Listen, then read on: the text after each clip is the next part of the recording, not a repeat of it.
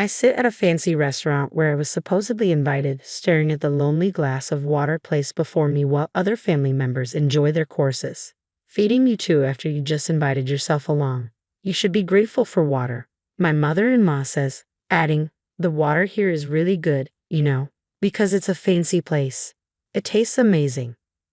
My name is Chloe. I started working for a major company right out of college and have been busting my tail in sales ever since. My parents always nag me about getting married whenever we meet. Finally giving in to their tearful pleas, I reluctantly joined a matchmaking service. At 37, I met Ricky, who's 5 years younger, and we tied the knot. Just when I thought this would put my parents at ease, an unexpected trial hit us. Ricky's company went under due to an economic downturn. Thankfully, we both work, and I have enough savings to get us through. I encouraged Ricky to stay home and take care of the household until he finds another job. His housework skills aren't great, but it's a relief to have someone manage the home while I support him. I occasionally put in overtime to revamp sales materials and earn more in performance bonuses, but months go by and Ricky shows no sign of wanting to work again. I suggested, how about you start working part-time? Ricky declined, saying it wasn't viable for his future. He started getting irritated whenever I inquired about his job search. He might be relaxed because he is still getting unemployment benefits, but it keeps me anxious while his endless job hunt continues. Eventually, Ricky started saying, give me money. It seems he's burned through all his savings from when he was single. I don't know how much he had, but his lifestyle did seem pretty extravagant. After becoming a stay-at-home husband, he'd buy indoor exercise equipment because he had time, or bring home trending video games. If it's like this just from what I see, he must have been reckless with his spending. But now, with his unemployment benefits gone, I'm the one supporting us.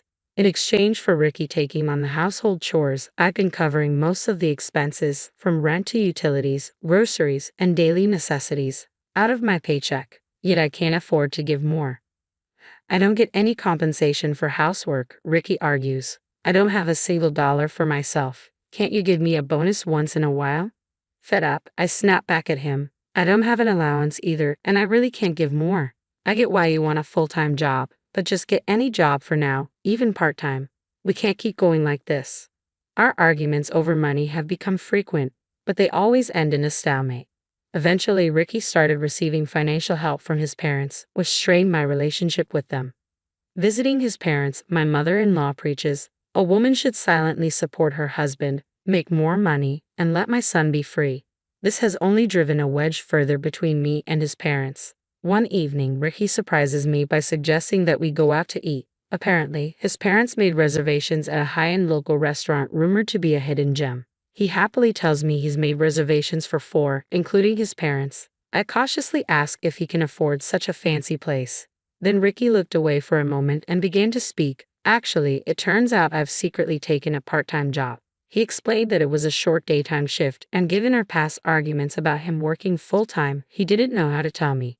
So, in part to apologize for all that happened, I've reserved this nice restaurant, he said. I was touched. If that's the case, I'll happily accept the invitation, I responded. I had many questions about his workplace and job, but Ricky said we'd talk about it at dinner, keeping the details vague. Nonetheless, for the first time in a while, a cheerful subject had lightened the mood between us. But days later, in a quaint private room at the restaurant, I would find out the real reason for the dinner and shake with anger. From the moment we arrived, something seemed off. The restaurant staff looked slightly surprised to see us and whispered something to my mother-in-law, who led the way and simply smiled, urging them to show us to our room. Once inside, she designated seats for everyone. My seat was, as always, closest to the entrance, a family rule. Regardless of whether the meal was Ricky's way of apologizing or not, I obediently took my seat. Then the first dish arrived, and that's when things got strange. The waiter halted, looking troubled as he entered the room.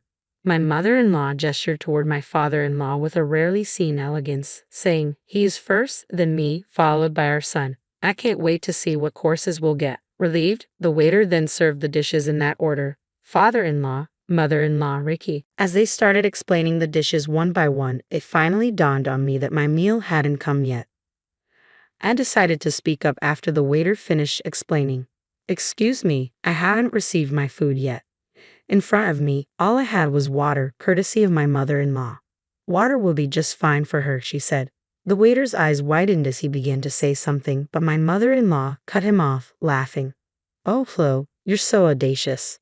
A daughter-in-law is a stranger in the family.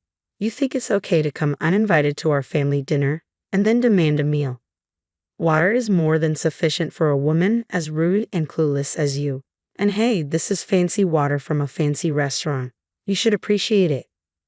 I didn't have a problem with only having water since I wanted to enjoy the food's flavor anyway, but this was simply outrageous. My mother-in-law then hustled the flustered waiter near the entrance, telling him to leave the room and adding insult to injury. Pay $1,000 for that water. You don't get the chance to drink water at such a nice place often, so consider it a bargain for the time you're spending in this lovely room. Feel free to take your time until we are done eating. I felt a surge of anger boiling up from the pit of my stomach. I glanced at Ricky, hoping he'd say something, but he just continued eating, unfazed. My father-in-law was no better, sipping his drink as if he hadn't heard a thing. It dawned on me that they planned to stick me with the bill from the beginning. I felt utterly defeated. I had been genuinely happy when Ricky got a part-time job and said he'd treat me with his salary, but that was all a lie to lure me into this harassment. I was so fed up that I even found it foolish to get angry. Fine, I agreed. I'll pay for the water and leave first. Please enjoy your time as a family. As I left the room to settle the bill, I could hear their crass laughter echoing into the hallway. The observant waiter noticed my exit and mentioned that although he couldn't serve the pre-ordered course meal, he could prepare other dishes. I thanked him for his kindness, but said I'd only pay for the water and leave. Then the waiter told me the water was free, so I promptly left the restaurant. Seeing Ricky's behavior today solidified my decision to divorce him. For a long time, Ricky was jobless and hardly attended any interviews. Once he found out there'd be no money, he conspired with his parents to blame me. Today's series of harassment was the last straw. I no longer felt any shred of love and knew I couldn't continue being married to him. As soon as I got home, I started packing, intent on leaving everything else behind. My new life would have no trace of Ricky. Reflecting on it, our home was filled with Ricky's hobbies, and I didn't have much stuff of my own anyway. I had been saving money ever since Ricky's business went under, not knowing how long we'd be financially strained. I dragged the large suitcase I'd used during my college travels and headed to the hotel where I would stay for the night. The next morning, I felt incredibly refreshed as I ate the hotel breakfast before heading to work. It had been ages since I'd enjoyed a breakfast like this. Usually, it's just a slice of toast with no jam or butter due to my tight budget. I was impressed at how hotel services have improved recently. On my way to work, I stopped by the city office to pick up divorce papers from the after-hours window. Although only my part had been filled out, my spirits lifted surprisingly high now that I had decided to divorce. It seemed to have been much more miserable in this marriage than I'd initially thought. Shortly after arriving at the office and starting work, I noticed a commotion in the neighboring department. As I continued to work, chatting with a colleague sitting next to me and wondering what was going on, the noise slowly but surely moved closer until it reached our department.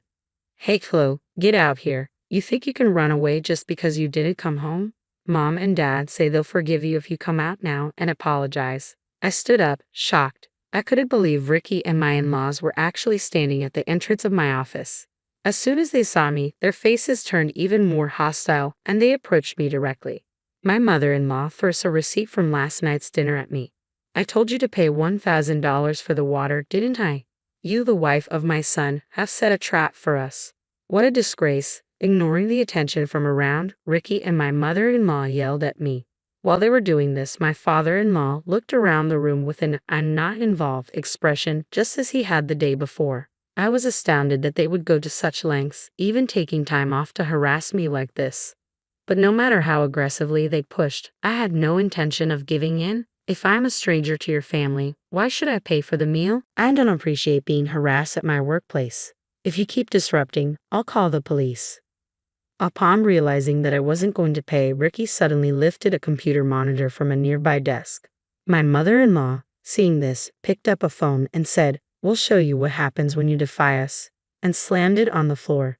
Screams and commotion spread among the female staff, throwing the room into chaos. As I worked up the courage, my mother-in-law and Ricky began hurling things with their flushed faces. My father-in-law finally spoke. If Flo had just paid up, none of this would have happened. Sorry for causing you all trouble. She can clean all this up.